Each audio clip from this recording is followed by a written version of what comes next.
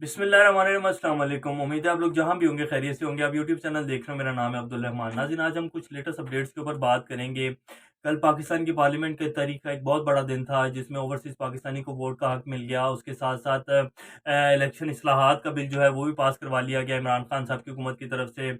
और फिर एक और बिल जो है जो जो मुझे बहुत उसके ऊपर खुशी हुई कि ये बिल जो है आज से 15-20 साल पहले जो है इसको कानून का हिस्सा बना देना चाहिए था, जिसमें रेप और ज़्यादती के जो मुल्ज़िमान होंगे उनको नामर्द बना दिया जाएगा। तो ये एक सज़ाए मौत से भी जो है बड़ी सज़ा जो है उसको मुकर्रर कर दिया गया है। तो ये कुछ बिल थे, उसके साथ-साथ 22 और बिल्स थे जो कि पास हो गए।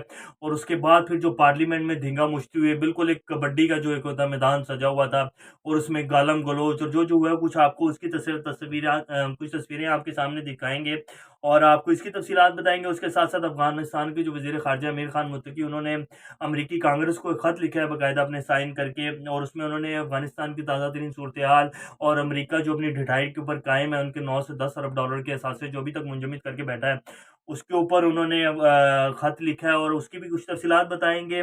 और लास्ट में आज हम बात करेंगे कि भारत को जो है पाकिस्तान ने फिर एक दफ़ा चित कर दिया और भारत को मुँह की खानी पड़ी और आखिर जो है भारत जो चाह रहा था वैसा नहीं हो सका और उनको किस तरह मुँह की खानी पड़ी और किस तरह भारत शर्मिंदा हुआ और फिर उन्होंने क्या किया वो भी आपको बताएँगे। ये 3 अपडेट्स हैं, इसके ऊपर बात करेंगे। इससे पहले अगर आप लोगों ने चैनल को सब्सक्राइब नहीं किया, तो रेड बटन को प्रेस कर लें और बेल आइकॉन को भी प्रेस कर लें ताकि लेटेस्ट अपडेट्स आप लोगों को मिलती रहें और ये जो ताल्लुक है हमारा ऐसे ही बरकरार रहे।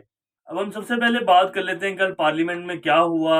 ऑपोज़िशन जो थी वो 2 से 3-4 दिन पहले जो है वो यही उनका प्लान था और उनकी फुल प्लानिंग थी कि ये बिल पास ना हो सके। और ऑपोज़िशन क्या, हमारा जो मीडिया है और जो हमें खबरें मिल रही थी वो यही थी कि हुकूमत जो है इम्पॉसिबल है कि ये बिल पास करवा सके, जिसमें सबसे ऊपर इलेक्शन इस्लाहात और ओवरसीज़ पाकिस्तानियों को वोट का हक देना। लेकिन कल जो है हुकूमत ने ये बिल पास करवा ली और ऑपोज़िशन हाथ के ऊपर हाथ धरी रह गई।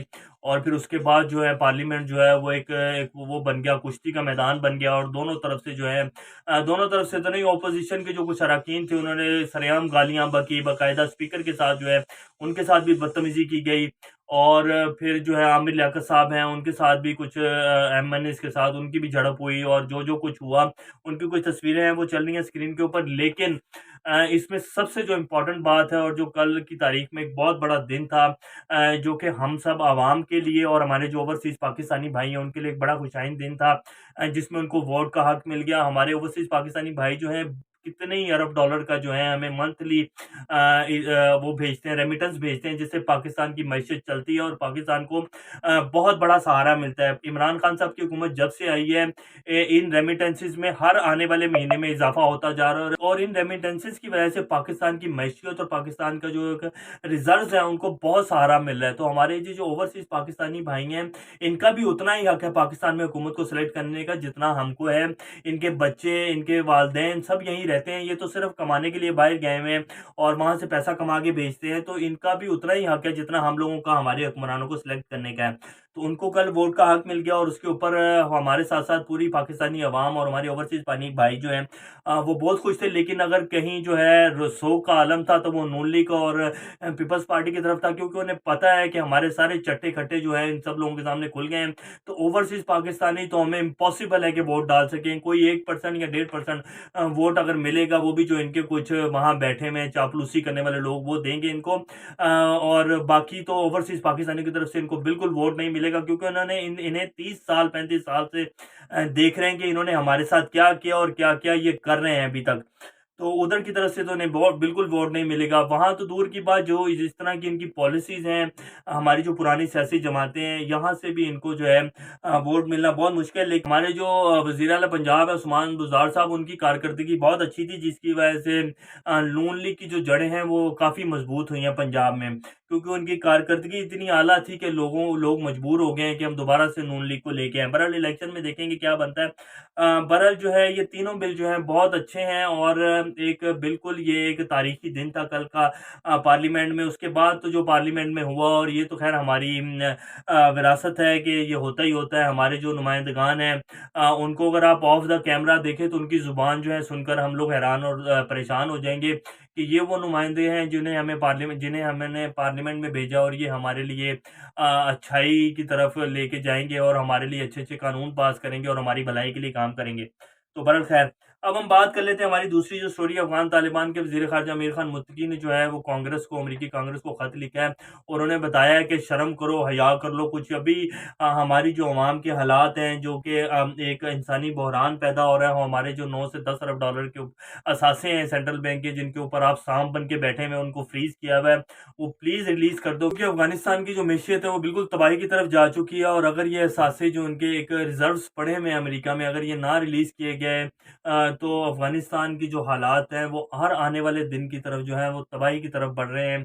और फिर उसके साथ-साथ जो वहाँ विंटर का सीज़न आ रहा है, वहाँ सर्दी का मौसम है, खुराक की किल्लत के साथ-साथ जो है गर्म कपड़ों की भी बहुत अशद ज़रूरत है। तो अफ़गानिस्तान की मईशत जो है वो मैं आपको बताता जाऊँ कि किस तरह चलती थी जब पुरानी हुकूमत थी, जो कि यूरोप की। उन्होंने बाकायदा ख़त में इस चीज़ को मेंशन किया है। वज़ीर ख़ारजा उन्होंने कहा कि जो यहाँ पुरानी एक यूरोप की जो एक नुमाइंदा हुकूमत थी, उनको हर महीने, हर सालाना जो है तकरीबन 8 से जो साढ़े 8 अरब डॉलर, साढ़े 8 बिलियन डॉलर जो है उनको यूरोप की तरफ से इमदाद दी जाती थी, जिसकी वजह से हुकूमती 75% हुकूमती खराजात और उसके साथ साथ पूरे एक निज़ाम की जो है तनख्वाहें निकलती थी। एक तो वो इमदाद भी हमारी बंद कर दी गई और उसके साथ साथ अमेरिका जो है हमारे 9 से 10 अरब डॉलर के हिसाब से भी जो है उनको वो भी फ्रीज करके बैठा हुआ है। तो प्लीज़ उनको रिलीज़ किया जाए ताकि हम अपनी आवाम के जो है वो कर सकें, उनको इस बहरान से निकाल सकें। और जो एक इंसानी बहरान पैदा हो रहा है और जिस तरह लोग जो है इस अफ़गानिस्तान को छोड़कर बाहर जाने का सोच रहे हैं, और पर उन्होंने इस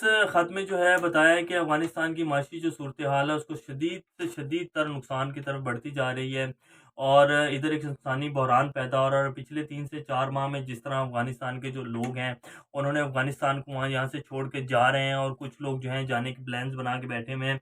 तो हमारे जो असासे हैं, जो हमारे सेंट्रल बैंक्स के रिज़र्व्स हैं, उनको रिलीज़ किया जाए ताकि हम अपनी जो अवाम है अफ़गानिस्तान की, उनकी फ़लाह और बहबूद के लिए कुछ कर सकें और अफ़गानिस्तान की जो तबाही की तरफ मैशियत बढ़ रही है उसको रोक सकें।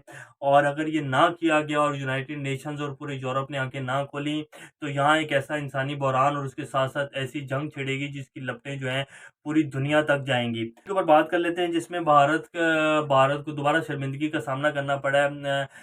करतारपुर को आप जानते हैं, करतारपुर राहदारी 2019 में इमरान खान साहब ने खोली थी अपनी हुकूमत के बाद। सब आने के बाद जो है सबसे बड़ा काम इमरान खान साहब ने ये किया था कि पूरे पंजाब और सिख बिरादरी को जो है अपनी तरफ किया था। और इमरान खान साहब की बहुत अच्छी खारजा पॉलिसी थी जिसमें हमारे सिक्योरिटी अदारे और फिर हमारा खारजा ऑफिस और पूरी हुकूमत की एक बहुत अच्छी पॉलिसी थी, जिसमें उन्होंने पूरी जो सिख बिरादरी और पूरा पंजाब जो है उसको पाकिस्तान के साथ अच्छे ताल्लुकात बनाने की एक बहुत बड़ा कदम उठाया था, जिसमें उन्होंने बाबा गुरु नानक का जो एक टेम्पल है, बाबा गुरु नानक का दरबार है, उसको खोल दिया गया था सिख यात्रियों के लिए। उसके बाद फिर कोविड-19 आ गया और फिर वो सारा बंद कर दिया गया, पूरी दुनिया बंद हो गई। तो अब दोबारा उनका जो है एक उर्स मनाया जा रहा है, जिसमें पाकिस्तानी हुकूमत की तरफ से उनको दोबारा जो है नवंबर में उर्स मनाया जाता है। तो पाकिस्तानी हुकूमत की तरफ से तो सिख यात्रियों को वीज़े जारी कर दिए गए थे, लेकिन इंडियन हुकूमत जो है वो अपनी हठधर्मी के ऊपर कायम थी और उनकी तरफ से बॉर्डर भी नहीं खोला जा रहा था और ना ही जो है वीज़े जारी किए जा रहे थे। तो जब ये खबर पूरी इंटरनेशनल मीडिया में लगी, तो फिर इंडिया को याद है कि ये तो हम दोबारा ज़िल्लत और रुसवाई की तरफ जा रहे हैं, तो बॉर्डर को खोल दिया जाए और सिख जो यात्री हैं उनको जाने दिया जाए। तो आज जो है फिर वज़ीर आला पंजाब जो हैं इंडिया की तरफ से वो भी आ रहे हैं और उसके साथ-साथ नायब वज़ीर आला और नवजोत सिंह सिद्धू जो हैं वो भी जो हैं बाबा गुरु नानक के जो हैं करतारपुर पहुँच रहे हैं, दरबार के ऊपर पहुँच रहे हैं। तो उसकी अपडेट्स भी आपको देंगे। बहरहाल एक बहुत अच्छा कदम जो है पाकिस्तान की तरफ से उठाया गया था और इसके जो इफ़ेक्ट्स हैं वो आने वाले वक़्त में हम लोग देखेंगे। और ये भी जो है सिख यात्रियों के लिए ये बिल्कुल बाबा गुरु नानक का जो टेम्पल है, ये बिल्कुल ऐसे ही है जैसे हमारे लिए मक्का और मदीना है। तो जिस तरह इसके ऊपर, इस पूरे कॉरिडोर के ऊपर, करतारपुर राहदारी के ऊपर काम हो रहा है और जितनी तेज़ी से इसको आगे लेके बढ़ रहे हैं, तो आने वाले वक़्त में ये बहुत बड़ा जो है हमें इसकी तरफ से हमारी मईशियत को और इसको बहुत रिलीफ़ मिलेगा। जितने विज़िटर्स आएँगे, लाज़मी बात है वो डॉलर में हमारे साथ आके यहाँ हमें पैसे पे करेंगे, तो इसका एक बहुत बड़ा जो है रेवेन्यू जनरेट होगा आने वाले वक़्त में। तो ये एक बहुत अच्छा कदम है। तो ये आज की कुछ लेटेस्ट अपडेट्स थी। इंशाल्लाह नेक्स्ट खबरों में दोबारा आपके सामने हाज़िर होंगे। तब तक अपना और गिरदनवा के लोगों सबका ख़्याल रखिएगा और इस चैनल का भी ख़्याल रखिएगा। अल्लाह हाफ़िज़।